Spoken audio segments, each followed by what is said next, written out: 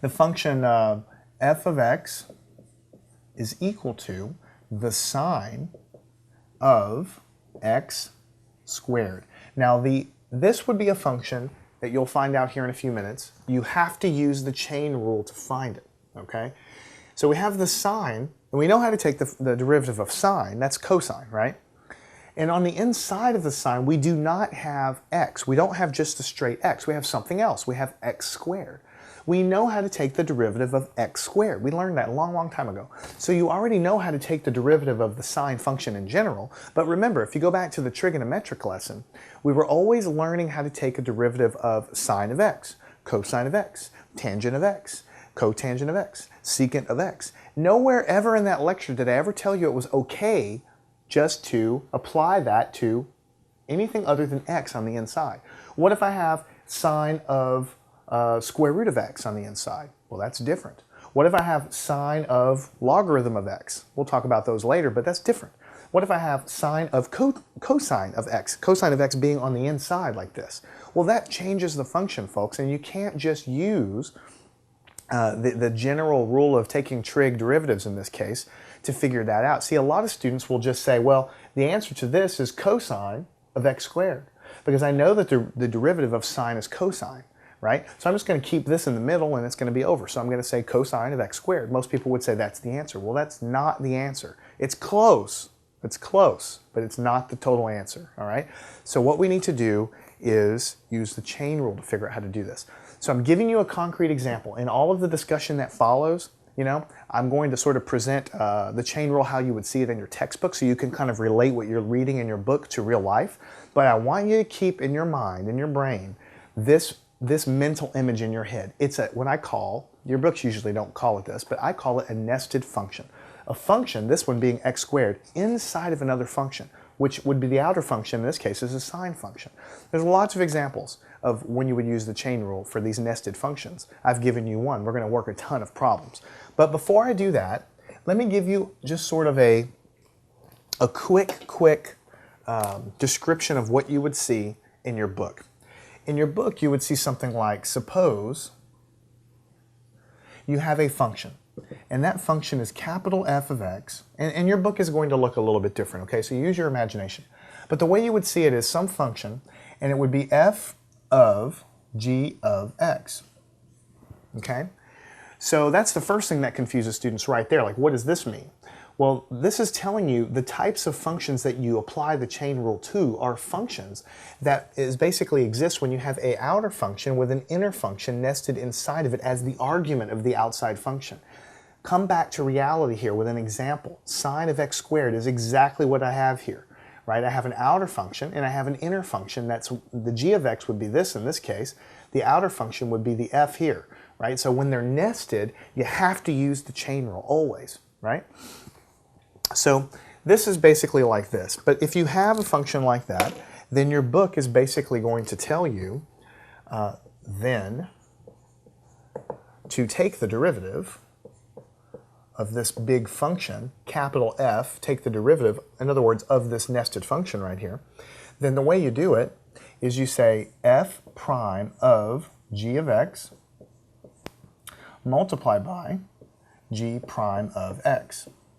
And you see, this is where students also get confused, because when a lot of times, you know, forget about my example up here, a lot of times your book is just going to tell you this, and you're going to be expected to know what the heck they're talking about.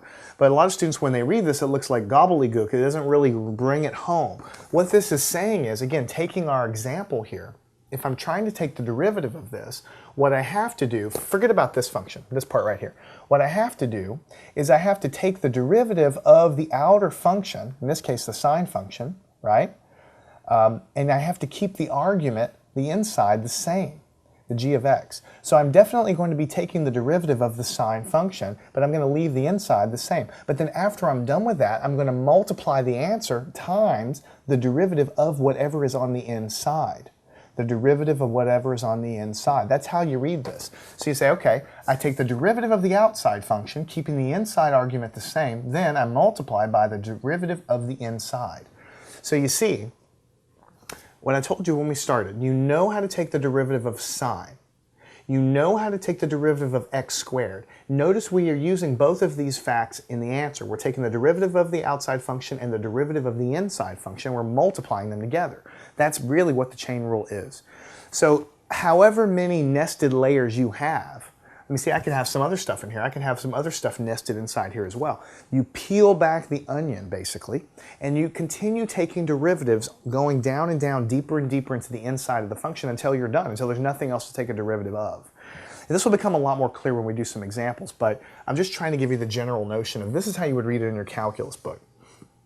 Now, the other thing your calculus book will tell you, a lot of times it'll be written like this, but it'll also a lot of times be written in a different way that I want to expose you to. So let me show you another notation. This is mainly just for your benefit, right? So that you'll, follow your professor and so you can know what he's talking about. So suppose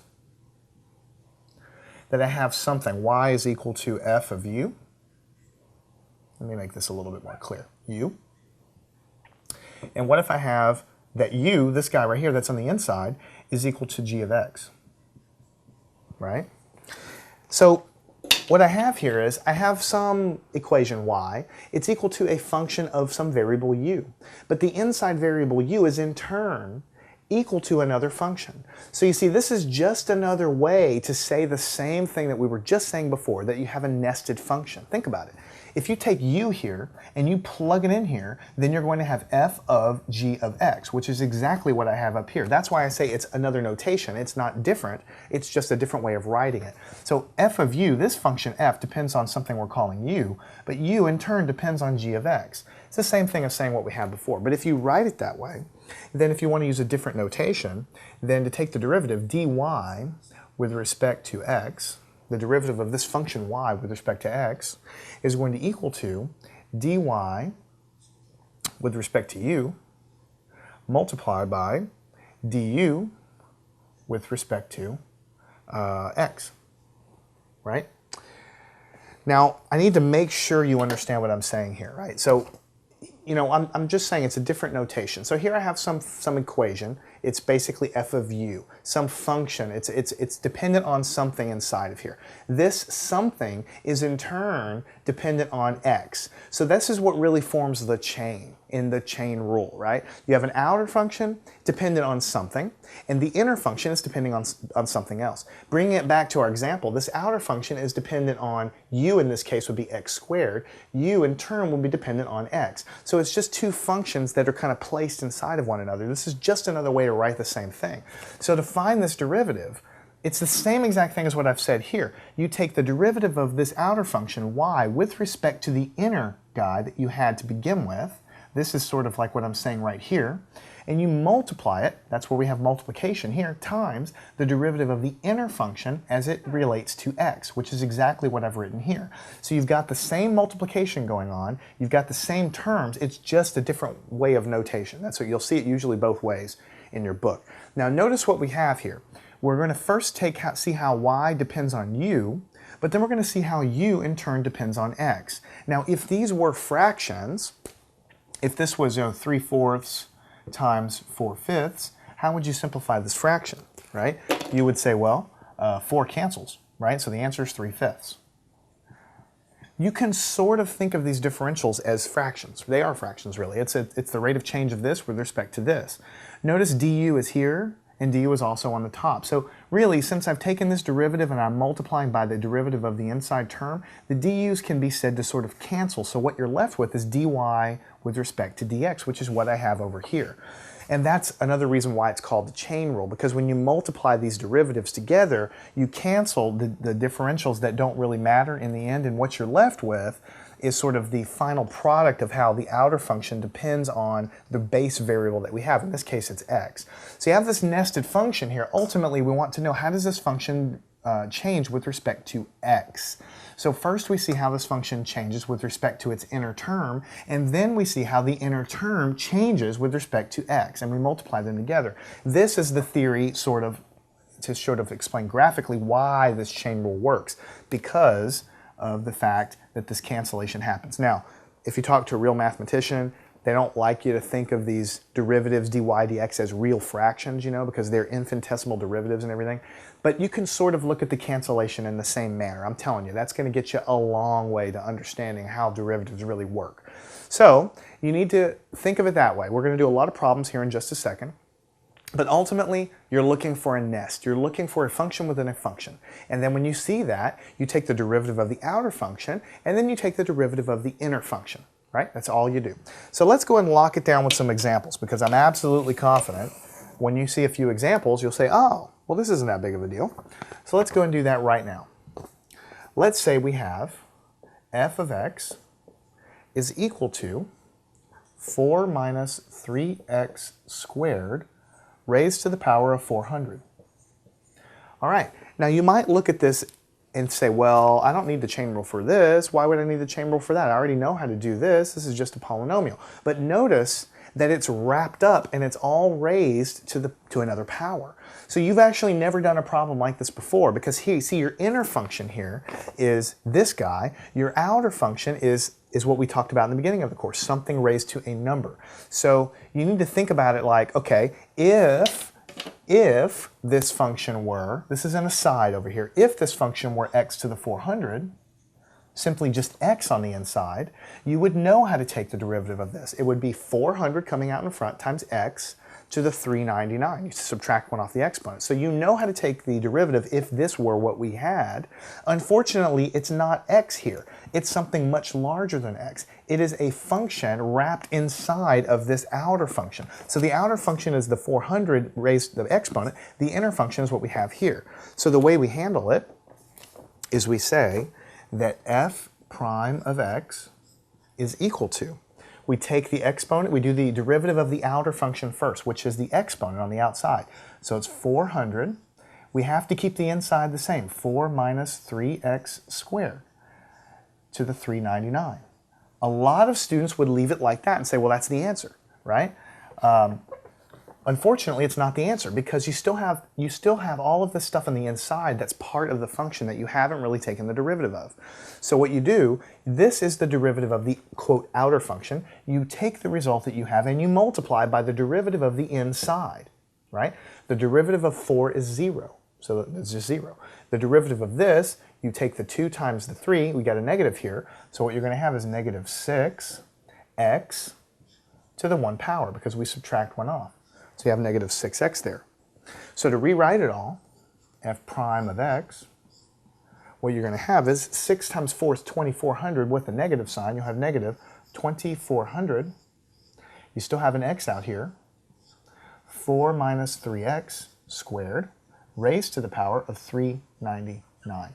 This is the answer. Negative 2400x parentheses 4 minus 3x squared to the 399. Make sure you're tying this back to the chain rule so you understand. You have to identify an outer function. In this case, this is the exponent of the 400. The inner function that's inside the box is what we have here. So first, we take the derivative of the outermost thing, keeping the argument the same. 400 times the argument times, we're raised to the power to 399.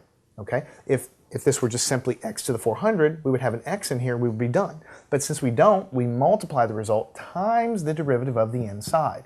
In this case, it's just negative 6x, and then that's the answer. Tie that back to what we covered up here. All right, tie that back to what we covered up here. We said the derivative of a nested function like that is the derivative of the outer function with the inner argument intact times the derivative of the inner argument. So it's the derivative of the outer argument, or the outer function with the inner argument intact, times the derivative of the inner argument. That's it. And that's what we're going to be doing over and over and over and over and over again. We're going to be looking and identifying the outer function and the inner function. We're going to take the derivative of the outer times the derivative of the inner. And that's really all it's going to be for the chain rule. You're just going to be getting into more and more complicated functions. So what if I had f of x is equal to the sine of 5x. So again, before the chain rule, a lot of students would say, well, I know how to do this. I know how to take the derivative of sine. That's just simply cosine. Unfortunately, this is not sine of x. So that's the only thing you know how to take the derivative of trig functions up till this point is sine of x. If you have anything other than x in the inside, that's different. So this inner function is 5x. The outer function is sine. So what we're going to do is we'll say the first derivative of this function is equal to the derivative of the outer, which derivative of sine is cosine, so we say cosine. We have to leave the argument intact. But we don't stop there. We multiply by the derivative of the inside. The derivative of 5x, think about it, is just 5. So finally, the derivative is 5 times the cosine of 5x. And that's the answer, 5 times the cosine of 5x. You identify an outer and you identify an inner. And you just go from there. So let's go ahead and ratchet things up a little bit. Let's say we have g of x is equal to tangent to the 6th power of x. Now, in the beginning days of calculus, I want to make sure you understand, when you raise something to a lot of times in books you'll see tangent to the 6th of x. What this is the same thing as tangent of x raised to the 6th power. Instead of writing the parentheses here and then sticking the exponent on the outside, you write the exponent here. You don't want to write the exponent without the parentheses here, because then you won't know if it's tangent of x to the 6th or if it's the whole thing raised to the 6th. So a lot of times you'll see the exponent over here, and that just means the whole thing raised to the 6th power. In the beginning days, it's probably going to save you a lot of headache just to rewrite it like this, so that then you'll see that what we have is an outer function, which is this exponential. The inner function is this tangent that we have. So we proceed exactly in the same way. We say the first derivative of this function is equal to, the outer derivative would be 6 times the tangent of x raised to the 5th power. So we keep the argument intact. We're taking and we're bringing the exponent down. We're subtracting 1 off the exponent. If this were simply an x in here, we would be done. It would be 6x to the 5th, but we're not done because we have this tangent here. So we have to multiply by the derivative of the inside. The derivative of tangent is secant squared of x, right?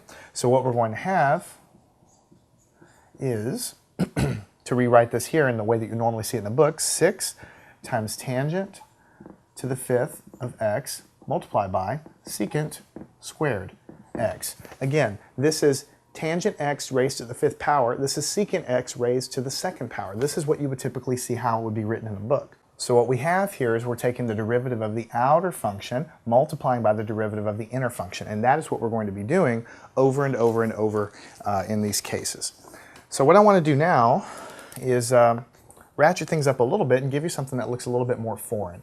F of x is equal to the cubed root of 1 minus sine of x.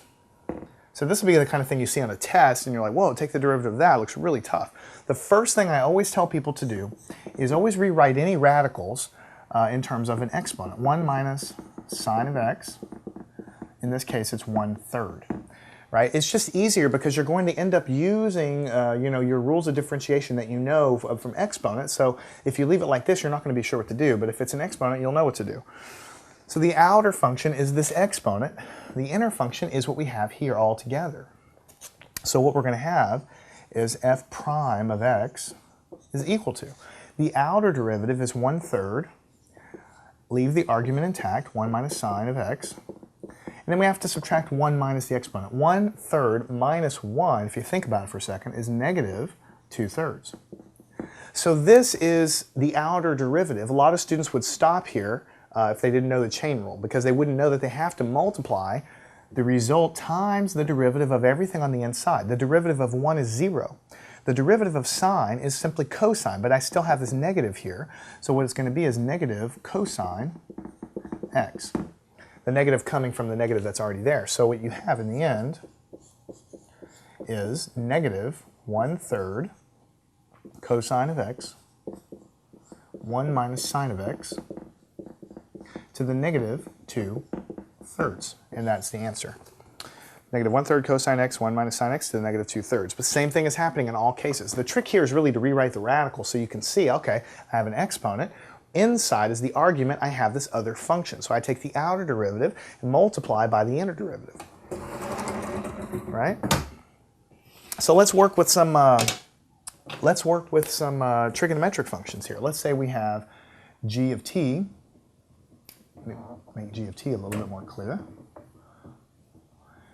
let's say we have cosine of sine of t. So this is pretty clear that this is a nested function. The outer function is the cosine function. The argument is another function. It's the inner function, right? But you apply it exactly the same way. G prime of t of cosine is negative sine. So it's negative sine. You have to keep the argument the same, sine of t. Right? That's where most students would stop. Take the derivative of here and they would leave the argument the same. But you have to multiply by the derivative of the inside function. Derivative of sine is cosine. So it's you multiply by cosine of t, and that's the answer. Negative cosine t times the sine of t. And that is the answer. Now that looks like a weird function because you have, and if you want to make it clear, you can wrap parentheses around this. So it's cosine t times the sine function, but the argument of the sine function is another sine function. So it looks a little bit weird, but think about it. You can put this in a calculator. It's not, there's nothing preventing you from throwing this in a calculator and getting the answer, having the sine. You can have the sine of the sine of the sine of the sine of the sine of t. That would be like 5 or 6 nested sines. You would have to continue multiplying by the inner and inner and inner function each time. And we'll get there. We'll get to some more complicated ones as we go along here. All right, our next function is f of x is equal to x minus 1 over x plus 1, all raised to the third power. Now I'm not gonna lie to you, this is a little bit complicated. I mean, you have something that I can tell you right now is gonna be a little more complicated because the outer function is this exponent. The inner function is kind of nasty because you've got this fraction going on in there. And we know from before that when we have fractions like that, we're probably going to end up using the quotient rule. And if you remember back from the quotient rule, that's kind of involved by itself. So you have to deal with the nesting going on, plus you have to be really comfortable with all of your previous definitions and uses of derivatives so that when you get to multiplying by these inner derivatives, you know what you're doing, right? But the trick is two things. One, please don't skip too many steps, especially in the beginning. If you try to take these derivatives in your head and write them down, you're just going to make a mistake. And number two, show everything that you can on your paper so that when you go back and make a mistake, you can see what you're doing, right? So I'm going to show you how I really do write it out, each and every time so that you can see, hopefully to build some good habits. So f prime of x, the derivative is what we seek. The outer function is this exponential. So what you're going to have is to bring the 3 down, keep your argument the same, x minus 1, x plus 1, and that's raised to the power of 2. But what we're going to do is multiply by the inside derivative, x minus 1, x plus 1 derivative. This is my derivative mark. I'm trying to lay it out and show all of my steps. A lot of students would do this, and then they would immediately start taking the derivative here. And once you get good at derivatives, you can write your derivative out in the same line. But it's important in the beginning for you to write it out and break it out so that you won't make any mistakes. So that we have the outer derivative multiplied by the inner derivative. Then in the next step, take this inner derivative. Then in the next step, simplify everything that you have so that you can then look back and see what you have. So f prime of x is equal to 3 times x minus 1, x plus 1 squared. And what do I have inside here? I have the bottom, x plus 1, times the derivative of the top, which is x minus 1 prime, minus the top times the derivative of the bottom. And all of this is divided over the bottom squared, x plus 1 squared. So again, I've chosen to be explicit.